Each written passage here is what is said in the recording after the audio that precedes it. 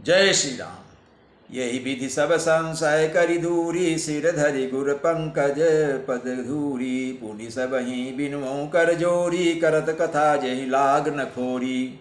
इस प्रकार सब संदेहों को दूर करके और श्री गुरु जी के चरण कमलों की रज को सिर पर धारण करके मैं पुनः हाथ जोड़कर सबकी विनती करता हूँ, जिससे कथा की रचना में कोई दोष स्पर्श न होने पावे। सादर सिमही नाई अब माथा, बरनऊ विशद राम गुण गाथा, संबत सोरा सयगतीसा, करऊँ कथा हरिपद धरि सीसा। अब मैं आदर पूर्वक श्री शिव जी को सिर नवाकर श्री राम जी के गुणों की निर्मल कथा कहता हूँ। श्री हरि के चरणों पर सिर रखकर संबत 1631 में इस कथा का आरंभ करता हूँ। नवमी भौम बारे मधुमासा, जबदपुरी यह चरित प्रकाशा, जय दिन राम जन्म श्रुति गावहीं, तीरथ सकल तहाँ चलिया वहीं। चैत्र मास की नवमी तिथि मंगलवार को श्री अयोध्या जी में यह चरित प्रकाशित हुआ। जिस दिन श्री राम जी का जन्म होता है, वेद कहते हैं उस दिन सारे तीर्थ वहाँ अर्थात श्री अयोध्या जी में चले आते हैं।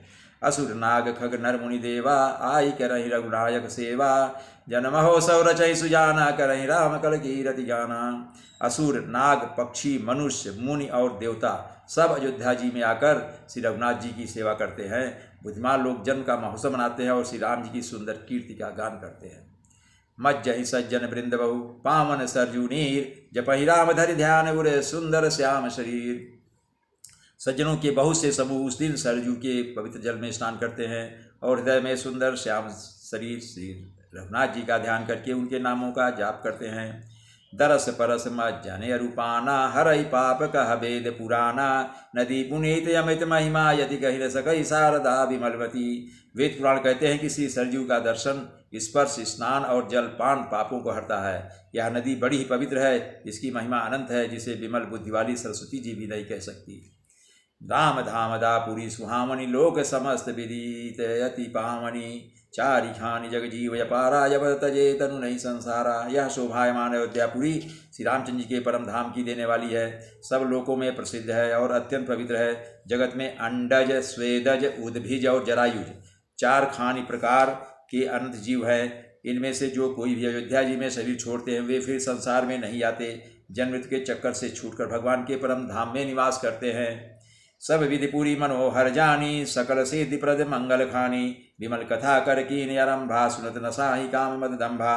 इस अयोध्यापुरी को सब प्रकार से मनोहर, सब सिद्धियों को देने वाली और कल्याण की खान समझकर मैंने इस निर्मल कथा का आरंभ किया, जिसके सुनने से काम मद और दंभ नष्ट हो जाते हैं।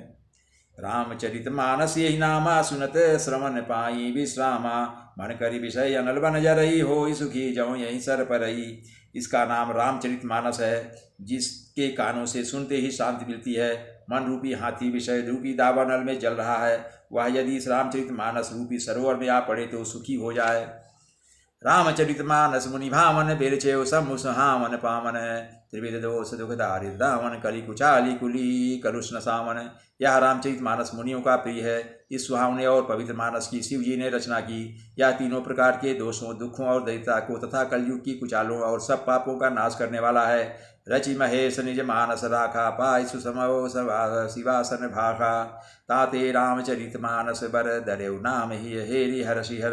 श्री महादेव जी ने इसको रचकर अपने मन में रखा था और सुअवसर पाकर पार्वती से कहा। इसी से शिव जी ने इसको अपने हृदय में देखकर और प्रसन्न होकर इसका सुंदर रामचरित मानस नाम रखा। कहाँ कथा सोई सुगत सुहाई, सादर सुनौ सुजन लाई। मैं उसी सुख देने वाली सुहावनी राम कथा को कहता हूँ। हे सज्जनों, आदर पूर्वक मन लगाकर इसे सुनिए।